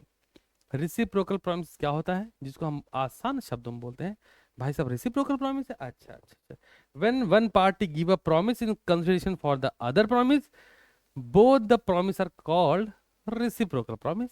जहां पर एक पार्टी दूसरी पार्टी को भी सेम प्रॉमिस किए जा रही है ना। ओके भाई, कैसे कहते हैं कि तुम मुझे स्टॉक दो, मैं तुम्हें पैसा दूंगा, क्या हो रहा है, रिसिप्रोकल प्रॉमिस, है ना। सीओडी क्या है, कैश ऑन डिलीवरी, हम तुम्हें स्टॉक देंगे, कैसे, ये लो, पैसे लाओ पहले पैसे क्या हो रहा है, रिसिप्रोकल प्रॉमिस, कि हम तुम्हें स्टॉक देंगे, तुम हमें पैसे देना, ठीक है जी। हाँ, तो कुछ ऐसा ही है, अब आगे बढ़ जाते हैं। सारे बच्चे खुश कहते हैं हाँ बात तो सही है। अरे यार Jain, thank you so much, है ना। चलो आओ, लाइव चैट ऑफ करते हैं, आगे बढ़ते हैं। लाखों बच्चों को पढ़ाने के बाद भी जब ऐसा फीडबैक आता है तो दिल को बड़ा अच्छा लगता है कि हाँ, कुछ तो बेहतर जा रहा है। आप जान चुके रेसिप्रोकल प्रॉमिस होता है क्या, इसके टाइप्स पूछे जा रहे हैं और इसके रूल्स पूछे जा रहे हैं, 5 से 7 नंबर का वेटेज बड़े सुकून से लेके जाएगा, ठीक है। आइए उड़ाते हैं। हम लोग अगले 15 मिनट और बहुत सिंसियरली पढ़ने और उसके बाद सेशन समाप्त करेंगे। मौज करेगा पूरे दिन, कोई टेंशन की बात, कोई लोड लेने की बात है ही नहीं। ठीक है, चलो। According to section 2 subsection of definition सारी इसी में घुसी पड़ी है। Promises which form the consideration or part of the consideration for तुम्हारा हमारा हमारा तुम्हारा each other are called reciprocal promises. और आगे बढ़ो। Such promises are mutual promises. और आगे बढ़ो। प्रॉमिस फॉर अ प्रॉमिस, समझते हो तुम? प्रॉमिस फॉर अ प्रॉमिस, हाँ कर देंगे, हाँ कर देंगे। प्रॉमिस फॉर अ प्रॉमिस, आगे बढ़ जाओ। When one party give a promise in consideration for the other. Okay report. both the promises are called reciprocal promise. Example talk. For example, in a transaction of sale there are two reciprocal promises. कैसे? तुम सामान बेचोगे वो पैसा देगा। Okay, अब बढ़ते हैं कुछ तगड़ी तगड़ी बातों पर। म्यूचुअल एंड इंडिपेंडेंट प्रोमिसेस, है ना? Mutual and dependent promises. अब बच्चा कहता है क्या हुआ? एग्जाम्पल पकड़ो, धड़ से समझ में आएगा। म्यूचुअल एंड इंडिपेंडेंट क्या है? एग्जाम्पल उठाते हैं, एग्जाम्पल उठाते हैं। A agreed to sell the car and deliver the same to B on 1st January 2009, while B agreed to pay the price on 15th January 2009. The promises are independent. है तो reciprocal, but independent है। तो sir dependent क्या है? इस पर भी पढ़ो, डिपेंडेंट क्या है? X agreed to construct a house, dependent है। पहले तुम घर बनाओगे फिर हम तुमको पैसा देंगे, है ना? आ जाओ। X agree to construct a house for Y, Y agree to supply cement for building the house. The promises are conditional and dependent. तुम घर बनाओगे हम सीमेंट भेजेंगे। अगर हम खरीदने वाले हैं तो तुम घर बनाओगे, हम तुमको पार्ट पेमेंट करते रहेंगे। क्या हो रहा है? डिपेंडेंट प्रॉमिस है कि तुम, प्रॉमिस रिसिप्रोकल है बट डिपेंडेंट, म्यूचुअल भी है डिपेंडेंट भी है। हाँ, सहमति दोनों दे रहे हैं। तुम कह रहे हो पैसा दोगे, हमने कहा हाँ देंगे। फिर हम कह रहे तुम घर बनाओगे, तुमने कहा हाँ बनाएंगे। तो तुम घर बनाते चलो, हम पैसा देते चलेंगे। क्या है? Reciprocal promise but mutual and dependent. I believe आप समझ गए हैं। और बढ़ते हैं अगले कंटेक्स्ट की तरफ। म्यूचुअल एंड कंकरेंट, ये ध्यान दीजिए। अरे कुछ ना है, टेंशन नहीं लेना, समझते हैं हम। Where the two promises are to be performed simultaneously they are said to be mutual and concurrent. Simultaneous का मतलब क्या है? भाई साहब आप अभी आएंगे, ऐसे सामान ऐसे पैसा साथ के साथ परफॉर्म करेंगे। पढ़ते हैं। When reciprocal promises have to be simultaneously performed, the promisor is not bound to perform unless the promise is ready and willing to perform. अच्छा एक बात बताओ, आपने सीओडी करा, cash on delivery, online website से सामान घर आया, समझते चलना, सामान घर आया। अब तुम सामान लेना चाह रहे हो, पेमेंट नहीं करना चाहो, इज इट पॉसिबल कि जो प्रॉमिसर है, जो सामान लेके आया है, वो तुमको सामान दे दे? तुम बोलोगे हाँ दे तो देगा, हम उसके बाद से अंदर भाग के दरवाजा बंद कर लेंगे। ऐसे थोड़ी चलेगा दोस्त, पेमेंट करनी पड़ेगी। अच्छा आगे बढ़ो। The reciprocal promises must be performed in the order fixed by the contract. अगर कॉन्ट्रैक्ट में ऑर्डर फिक्स्ड है कि कैश ऑन डिलीवरी, पहले हम गुड्स की डिलीवरी देंगे देन कैश ऑन, अब आप पेमेंट कर दीजिए, तो ऑर्डर फिक्स रहेगा। वो आके ऐसा नहीं कह सकता पहले पैसा दो तब सामान देंगे, नहीं कह सकता। ऑर्डर फिक्स होगा तो। अगला, या जैसे जहां पर सीओडी ऑप्शन नहीं अवेलेबल होता है वहां पे वेबसाइट पे बड़ा क्लियर होता है, पहले आप पेमेंट करो फिर हम स्टॉक डिलीवर करेंगे। तो ठीक है, ऑप्शन ये भी अवेलेबल है, फिक्स्ड है। अगला पढ़ लीजिए। If one party prevent the other party from performing his reciprocal promises the contract become. अगर भैया तुम नहीं परफॉर्म करोगे तो कॉन्ट्रैक्ट वॉइडेबल हो जाएगा और तुम्हें कंपनसेशन देना पड़ेगा। और आगे बढ़ो। where the nature of reciprocal promises is such that one cannot be performed unless the other party perform his promise। अब इसको ऐसे समझ लीजिए कि एक बिल्डर है ना, जो 50 माले की बिल्डिंग बना रहा है। हमने उससे बोला भाई मेरे को ना जो 48th लेवल होगा, 48th फ्लोर होगा, वहां पे फ्लैट चाहिए, समझना है ना, 48th फ्लोर पे चाहिए। हाँ होता है, नोएडा वगैरह में 70 फ्लोर की बिल्डिंग बन रखी, अपने यूपी की बात कर रहे हैं। अब हमने बोला हमको 48th फ्लोर वाली बिल्डिंग चाहिए। अब बिल्डर हमसे पैसा कब तक नहीं ले सकता? जब तक वो 48th फ्लोर के आसपास तक बिल्डअप ना कर ले तब तक वो फुल पेमेंट हमसे नहीं ले सकता। हाँ वो पार्शियल ले सकता, हमसे ये बोल सकता है कि सर जैसे जैसे कंस्ट्रक्शन हम आगे बढ़ाएंगे वैसे वैसे हम आपसे थोड़ा बहुत पैसा लेंगे। तो पॉइंट क्या बोलता है जी, वेयर द नेचर ऑफ वो रिसिप्रोकल प्रॉमिस का नेचर ही ऐसा है कि जब आप टॉप पर हमारा हमारा जो हमने बाय करा है, बुक करा है, वो बना दोगे जब हम पेमेंट करेंगे ना, such that one can not be perform, हम परफॉर्म तब तक नहीं करेंगे unless the other party perform his promise, जब तक आप अपना प्रॉमिस परफॉर्म ना कर दो। अब इसी में और आगे बढ़ो, if the first place then if the latter fail to perform he cannot claim performance from the other but must make compensation of the first party for his loss के लिए compensation होगा। ऐसे बहुत सारे बिल्डिंग प्रोजेक्ट रुक जाते हैं। आखिरी में reciprocal promise to do things legal and also things illegal, तो बड़ी सिंपल सी बात है, वॉइड एग्रीमेंट बन जाएगा अगर कुछ भी इलीगल हो रहा है, इसमें दिमाग लगाने की जरूरत ही ना है। अगला प्रश्न ध्यान से देखें, in which circumstances performance performance is not required under contract, कहते जी कौन सी ऐसी परिस्थितियां हैं जहां पर कॉन्ट्रैक्ट के अंडर में परफॉर्मेंस रिक्वायर्ड नहीं है। बड़ी सिंपल सी बात है, ध्यान दो, कहते कब रिक्वायर्ड नहीं है, तो पहले कॉपी में लिख लो, सेक्शन 62 से लेके 67 तक बात है। हर पॉइंट पढ़ के चलेंगे, ध्यान समझना, पूरा कंसेप्चुअल है, कुछ ऐसा डेटा नहीं जो तुमको रटना पड़ेगा ना, बहुत आराम से हो जाएगा। सबसे पहला क्या बोलता है, ध्यान दो, आ जाओ सेक्शन 62 में क्या बोल रहे हैं, ध्यान से पढ़िए, एक बार में क्लियर होगा। सवाल क्या है कि कब आपको परफॉर्म नहीं करना है ना, इसको लाइन क्या बोलेंगे, contract which need not to be perform, तो कब परफॉर्म नहीं करना है, सीधी बात है, पहली लाइन पढ़ो, if the party to the contract agree to substitute a new contract, अगर पार्टी ने बोल दिया कि ये जो एग्जिस्टिंग कॉन्ट्रैक्ट है रिजाइन करो, नया बनाएंगे, तो जब इसको रिजाइन करो तो परफॉर्म क्यों करना है। अच्छा आगे बढ़ो, और कौन सा, सेक्शन 63 पढ़िए, if the promisee dispense with or remit wholly or in part the performance of the promise made to him or extend the time for such performance or accept in satisfaction for it the contract need not to be performed, अगर जो हमारा promise उसने बोला कि हम कुछ part perform कर देंगे और हम नया कॉन्ट्रैक्ट एक्सेप्ट कर सकते हैं रिमेनिंग के लिए, तो अगेन जो एग्जिस्टिंग उसको परफॉर्म नहीं करना है। अच्छा थोड़ा और आगे बढ़ते हैं, थोड़ा थोड़ा ऐसे बढ़ते ही काम खत्म हो जाएगा। सेक्शन 64 देख लीजिए, when a voidable contract is rescinded, अब एक वॉइडेबल कॉन्ट्रैक्ट है वो रिजाइन हो चुका है, जब समाप्त हो गया है, तो नीड नॉट टू परफॉर्म। एक और पढ़ लो, section 67, if the promisee neglect or refuse to afford the promiser reasonable facilities for the performance of his promise, the promiser is excused by such neglect or refusal as to non-performance cost thereby। आपने एक topic पढ़ा था शुरुआत में ही, appropriation of payment, है ना, जहां पर हमने बोला कि वो चाहे तो ऐसा कुछ दिमाग लगा सकता है। और एक टॉपिक आपने पढ़ा था जहां पर हमने आपसे स्टार्टिंग में ही बोला, ठहर जाओ, यहां पर भी रिफ्यूजल ही हुआ है ना, टेंडर ऑफ परफॉर्मेंस, टॉपिक याद आ रहा है, ऊपर चलो, टेंडर ऑफ परफॉर्मेंस, यहां पर क्या हुआ था, जो प्रॉमिसर है वो अपनी ऑब्लिगेशन को परफॉर्म करने का ऑफर देता है, परफॉर्म कर दे, वो मना कर दे रहे हैं, तो यहां पर कॉन्ट्रैक्ट अगर क्या होगा, रिजाइन। चलो जी थोड़ा और आगे बढ़ जाते हैं, अगर हम कॉन्ट्रेक्चुअल पार्ट पे जा रहे हैं तो हम ये बोल सकते हैं कि भाई साहब आप परफॉर्म ना करना चाहे तो दोनों पार्टी की म्यूचुअल कंसेंट भी हो सकती है, ठीक है, थोड़ा और उठा लें।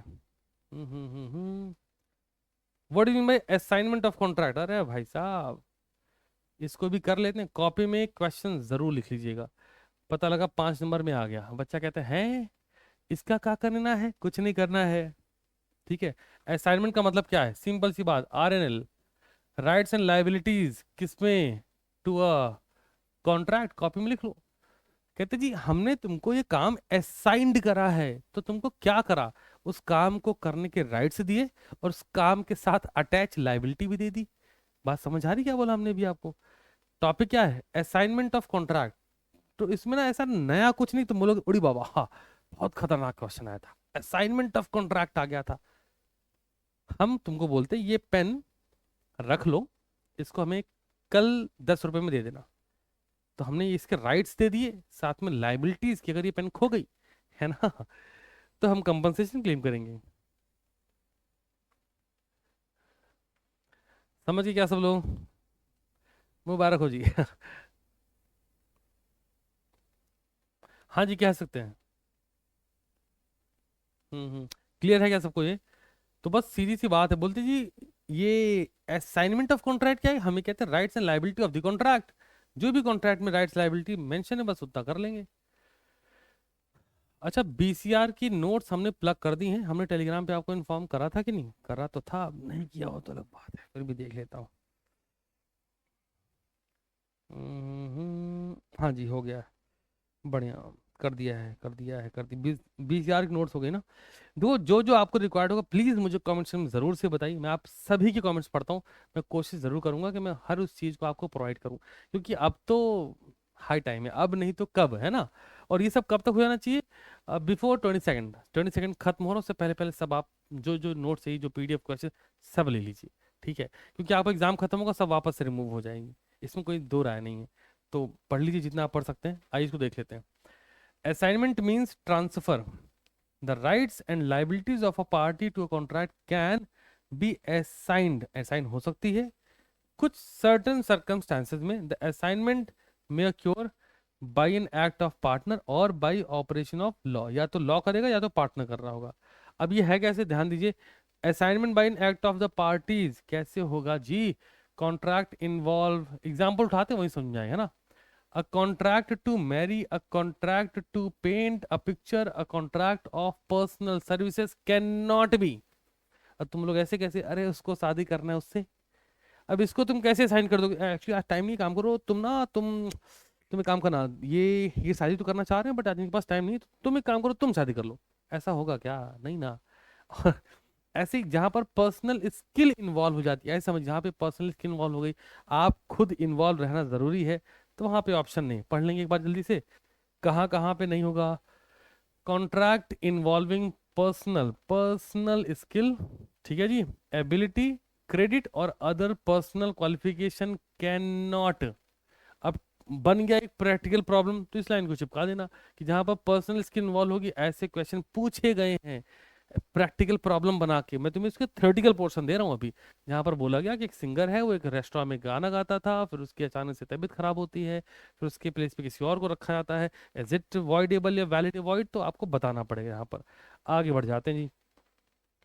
The obligation under contract, the burden and the liabilities under the contract can not be transferred. अगर आप अपनी ऑब्लिगेशन ट्रांसफर कर रहे हैं, इसको आप ऐसे समझ लीजिए बहुत आसान शब्दों में, कि आपको हमने बोला कि ये पेन आपको संभाल के रखनी है, ठीक है, बाद में से हम कॉन्ट्रैक्ट करके सेल आउट करेंगे, नहीं इसको क्यों करेंगे, आसान शब्दों में और आसान बात कर लेते हैं। एक कार कंपनी ने अपने एक डीलर को एक कार दी कि आप इसको संभाल के रखिए और आप इसको सेल आउट करिएगा, ठीक बात है। तो अब ये मैनेजर ने एक एजेंट को पकड़ा दी, डीलर ने, लिखते हैं, डीलर ने एजेंट नहीं मैनेजर को दी कि ये कार आप सेल करेंगे, और मैनेजर ने एक एजेंट को पकड़ा दी। सवाल बड़ा बेसिक है, बहुत बेसिक सवाल है, इसका आंसर आप फट समझ जाएंगे। एजेंट से कार लॉस्ट हो गई, तो इसकी लायबिलिटी कौन बेयर करेगा, तो बड़ा सीधा आंसर है, किसकी किसके बीच कॉन्ट्रैक्ट हुआ था, डीलर और मैनेजर के बीच ना। अब मैनेजर ने फर्दर वो फॉरवर्ड कर दी, तो वो रिस्पॉन्सिबिलिटी असाइन कर सकता है, नो डाउट, अथॉरिटी असाइन कर सकता है, no doubt, but contractual liability, liability नहीं की बनी रहेगी, यही लाइन यहाँ लिखी गई है। अगर लीजिए, a contract may be performed through the agency of a competent person if the contract does not contemplate performance। अगर ऐसा है तो, पर्सनली अगर ऐसा है तो हो सकता है, but in this case the original party remains responsible for the proper performance. आपको सिर्फ इतना याद रखना है, अगर कहीं पर्सनल स्किल इन्वॉल्व नहीं है, कोई पर्सनल क्रेडिट इन्वॉल्व नहीं है, एबिलिटी इन्वॉल्व नहीं है, तो कोई भी और परफॉर्म कर सकता है कॉन्ट्रैक्ट, लेकिन जो लाइबिलिटी है, रिस्पॉन्सिबिलिटी, वो जो मेन पार्टी थी उसी की रहने वाली है। Assignment bye operation of law, हाँ ये थोड़ी अलग चीज हो गई, ध्यान दो। अगर लॉ इन्वॉल्व हो गया, है ना, तो कैसा होने वाला है, बहुत ध्यान समझिएगा। अगर लॉ इन्वॉल्व हो गया, तो इस लॉ कब इन्वॉल्व होगा, जब डेथ हो जाए या इंसॉल्वेंट हो जाए वो पर्सन जिसकी हम बात कर रहे हैं। तो अगर ऐसा है तो यहाँ तो लॉ इन्वॉल्व हो जाएगा, बट ध्यान रखना है कि यहाँ पर भी एक बात ध्यान रखिए, अगर पर्सनल स्किल पर बेस्ड है, इसको ऐसे समझिए, एक डॉक्टर साहब हैं, आपने उन्हें 10 लाख रुपए दे रखे सो दैट वो एक पर्टिकुलर पर्सन का हार्ट ट्रांसप्लांट कर पाए, 10 लाख रुपए दे रखे, डॉक्टर साहब का ही हार्ट रुक गया किसी वजह से, लाइव चैट ऑन करते हैं, तो आप इस बात पे उनके लौंडे को उठा ले, चल बे, तेरा बाप ने 10 लाख लिए हैं, अब तो ऑपरेशन तू ही करेगा। 10 लाख ले चुके हैं वो, क्या आप ये कराएंगे? आंसर लाइव चैट ऑन है, बताइए जरा। क्या पूछा मैंने, समझ में आया? अगर पर्सनल स्किल इन्वॉल्व हो गई, आपको समझ आ रहा है कि हाँ वो डॉक्टर साहब की डेथ हो गई, तो क्या उनके लड़के से ऑपरेशन करवा दोगे? क्योंकि वहां पे डेथ तो हुई है, बट वहां पे personal skill, personal qualification involve है, तो ऐसा नहीं कराओगे ना। नहीं करना तो तुमको पड़ेगा, पप्पा तुम्हारे 10 लाख लिए, तुम जानते नहीं हो हमको। वो भी कहेगा लाओ चीर ही दे फिर, है ना। और उसके बाद निकल बोलेगा सॉरी, भगवान को कुछ और ही मंजूर था, तुम हमसे जो कराए हो बे, अंदर से वैसे ही बोले जा रहा है ना। 10 लाख की बात है, मैटर बड़ा, हाँ ये लिखा भी है एक्सेप्ट, तो यहाँ पर बोला जा रहा है बिल्कुल ये पॉसिबल है, ये लीगल भी रहेगा नो डाउट, लेकिन एक्सेप्ट एक केस है, इन the case of a contract involving a personal qualification, doctor साहब की पर्सनल क्वालिफिकेशन थी, लौंडा उतना नहीं है भाई। हाँ चलो, समझ से मिलो। अभी जर्नी खत्म कहाँ हुई दोस्त, अभी तो 30 तारीख तक लेके जाएंगे, उसके बाद दिसंबर वालों की बैच अनाउंस करेंगे।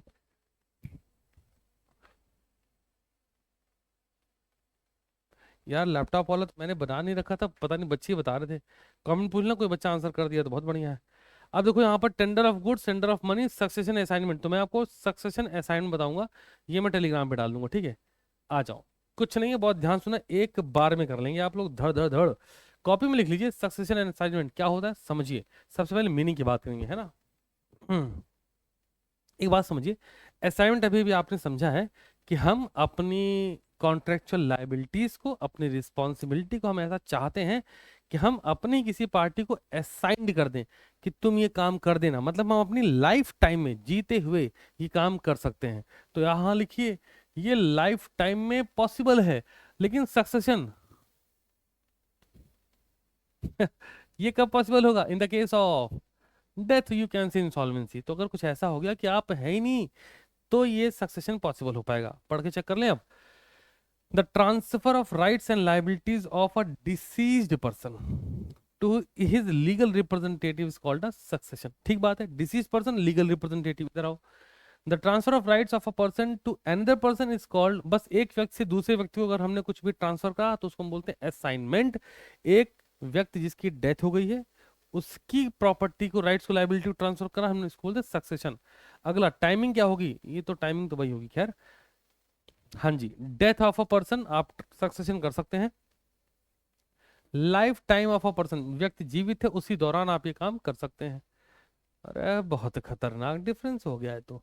वॉलंटरी एक्ट, अरे यहाँ पे क्या है, ये वॉलंटरी चलेगा क्योंकि आप जीवित हैं, अब आप चाहते हैं कि ये हो जाए। यहाँ कौन सा वॉलंटरी है ना, ये है ही नहीं। वॉलंटरी का मतलब क्या होता है कि वो फ्री कंसेंट में अपने मन से ऐसा कर रहे हैं, ये है ही नहीं बेचारे, ये क्या voluntary act, no voluntary act, ये ऑटोमेटिकली हो जाएगा। अगला, रिटन डॉक्यूमेंट, ये बिना लिखे भाई, तुम समझो, तुम्हें एक क्रक्स पॉइंट मैंने दिया है, सक्सेशन का मतलब होता है after death rights liability transfer करना, असाइनमेंट का मतलब होता है ड्यूरिंग लाइफ टाइम, जीवित रहते हुए राइट्स एंड लायबिलिटी ट्रांसफर करना। तो तुम ना सारे पॉइंट समझ जाओ।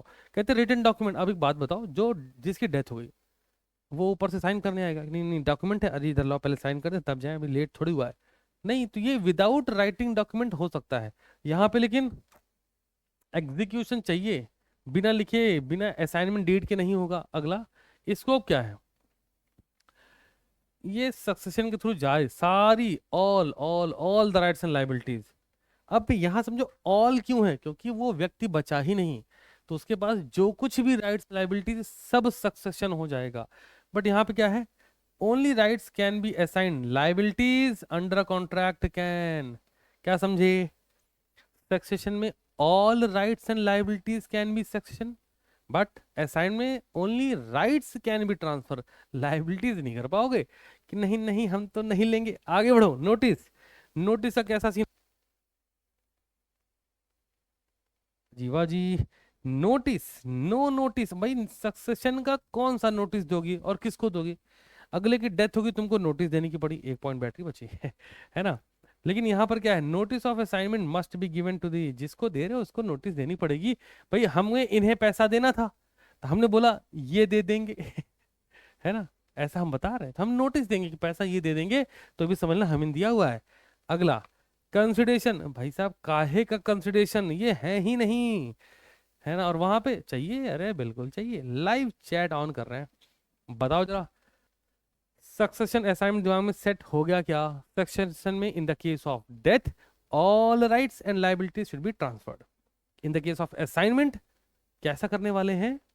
ड्यूरिंग लाइफ टाइम, जीवित होते हुए कर सकते हैं। डॉक्यूमेंटेशन की राइटिंग वगैरह सक्सेशन में ना होती, वहां होती है।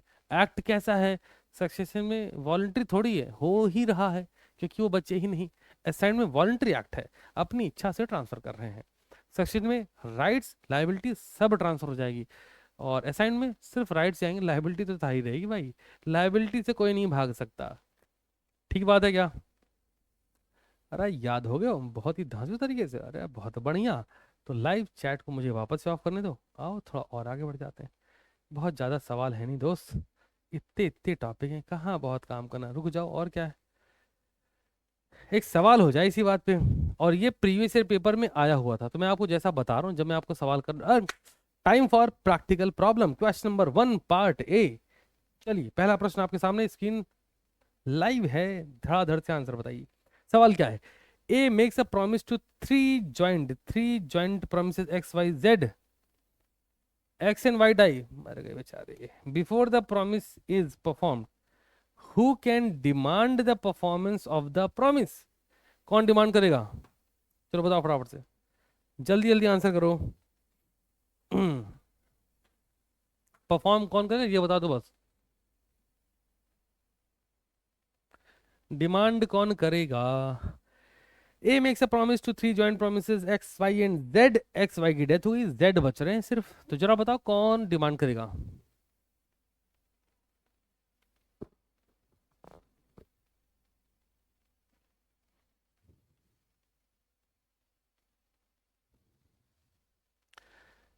क्या बात है, सुनो नालायको, अभी तुम्हें सिखा रहा है, बहुत नालायक हो। जेड आगे लिखो नालायक, along with लीगल रिप्रेजेंटेटिव, अभी कंसेप्ट दिया है नालायकों को, legal representative of X and Y, liabilities can not be transfer. Joint promisor तुम्हें सिखा दिया कि ज्वाइंट प्रोमिसेस के केस में जिसकी डेथ या इंसॉल्वेंसी हुई भी है, उसके भी लीगल रिप्रेजेंटेटिव लिए जाएंगे। सबकी डेथ होगी तो सबके लीगल रिप्रेजेंटेटिव लिए जाएंगे। तो जेड जो रिमेनिंग है, जो बचा हुआ है, और लीगल रिप्रेजेंटेटिव एक्स और वाई के, समझे क्या? जल्दी बताओ, लॉक करें आंसर? कहते जी मैंने सही बोला था, अरे तुमको मुबारक हो। समझ आ गया कि नहीं? आंसर दिखा दे और देख ले भाई। Demanded by Z the surviving joint promisee along with the legal representative of X and Y. समझ गए क्या सब लोग? और अगर यहाँ आज गलत हो भी गया तो अब एग्जाम में तो नहीं होगा ना, ये तो समझ ही गए हो कम से कम। एक प्रश्न और लीजिए, आंसर करिए फटाफट से। सवाल ध्यान से पढ़िए क्या बोल रहा है।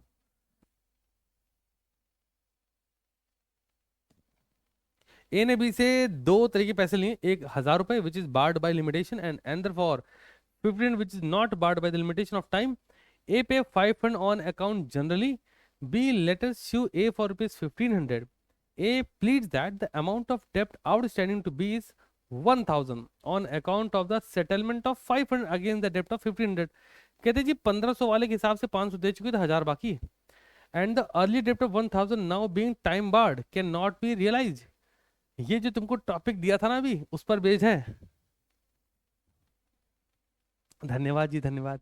आइए अब बताइए आंसर क्या होगा, फटाफट से आंसर करिए, क्या लगता है? अरे भैया, आगे हमारे बीच भक्ति वाले लोग, आंसर करो आंसर। क्या लग रहा है क्या आंसर होगा? ये एक टाइम बार्ड है, एक नहीं है, इतनी सी बात दिमाग में सेट होनी चाहिए बस आपके।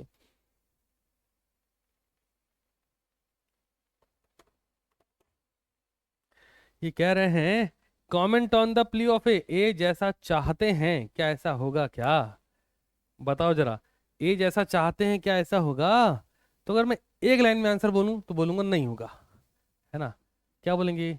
नॉट सस्टेनेबल, नहीं होगा जी। अगर आप पूछोगे क्यों नहीं होगा, तो यहाँ पे हुआ क्या है एक बार चेक करो। ए के पास 1000 रुपए हैं, जो कि बार्ड है ना, बाय लिमिटेशन, एंड एंदर, और अगला 1500 रुपये है जो कि नहीं बार्ड है by the limitation of time. मतलब साफ है, 1000 रुपये पर टाइम बार्ड है और 1500 रुपये पर नो टाइम बार्ड है। ठीक बात है क्या? आगे क्या बोलते हैं, A pays B 500 on account generally, वो 500 रुपये जनरली पे करता है, कुछ बताया नहीं कौन सा दे रहा है। B later you A for ₹1500 और बी 1500 केस करता है। A pleads that the amount of डेप्ट आउटस्टैंडिंग टू बी इज ₹1000।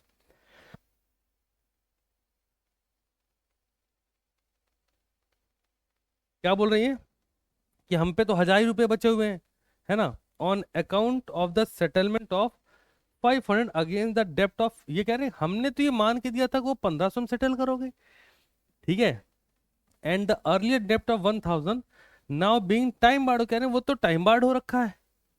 जरा बताओ तो क्या लग रहा है answer? Yes, appropriation of payment की बात करें, सोल्यूशन दिखाता हूं आपको धड़ाधड़। ये है कि बात और मान ही नहीं जाएगी, फिर पढ़ लेते हैं। Rules for the appropriation of payment, आप ये देख पा रहे हो कि आप टॉपिक फिगर आउट कर पा रहे हो, ये बहुत खूबसूरत चीज है। आप ये समझिए हाँ ये टॉपिक इसका हो रखा है। आगे बढ़ो। when the debtor has not given any express instruction, उसने बताया नहीं, वो जनरली 500 रुपए दे रहा था, for appropriation and nor any implied circumstance, ना उसने कुछ बताया, एग्जिस्ट भी नहीं कर रहा, which indicate the intention of the debtor as to the appropriation of payment, then the appropriation shall be done at the description of the, बस मिल गया। अरे लॉजिक क्लियर है कि नहीं? हमने पहले में क्या बोला था, वो तुमको टॉपिक ध्यान आ रहे हैं, express, implied, neither express nor implied, और डिजाइन बाय द क्रेडिटर्स, जहां पर क्रेडिटर डिसाइड करेगा।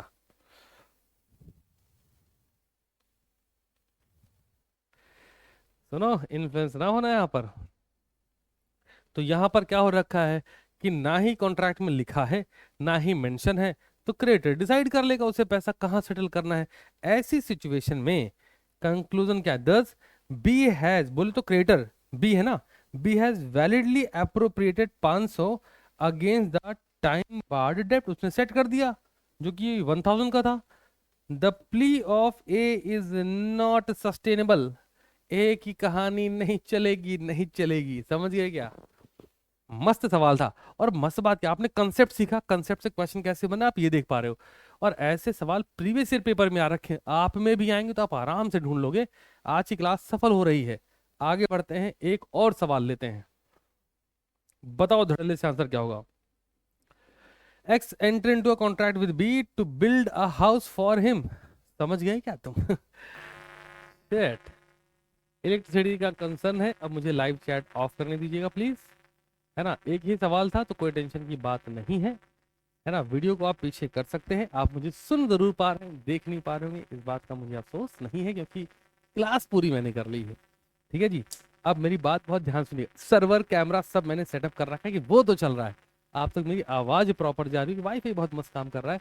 अब मुझे सिर्फ आपको ये बताना है, बहुत ध्यान से सुने। ओके, बाहर बारिश हो रही, आवाज बहुत आ रही, इसलिए ऐसा हुआ है। तो हालांकि 1 मिनट बाद लाइट आ जाएगी, बट स्टिल आप मेरी बात को ध्यान से सुनेंगे। आपको क्या करना है, जो ये क्वेश्चन था वो मैं टेलीग्राम पे प्रोवाइड कर दूंगा, टेंशन मत लीजिएगा, टेलीग्राम पर आपका होना जरूरी है। और regarding the session please comment करिए आपको कौन कौन से टॉपिक, कौन कौन से कंटेक्स्ट बहुत बेहतर तरीके से समझ में आए। मुलाकात होगी बहुत ही जल्द। देखो लाइट भी थोड़ी सी आ गई, बट स्टिल जाएगी 1 मिनट बाद, 1 मिनट का पावर बैकअप मिल जाता है, फिर 1 मिनट बाद इलेक्ट्रिसिटी चली आती है। तो अभी के लिए इतना ही। Thank so much for coming watch class. मुलाकात होगी बहुत ही जल्द, तब तक के लिए ख्याल रखें, शानदार रहें, तबाही मचा के पढ़ते रहें। चलिए अभी के लिए इतना ही। Good job. चलो भैया।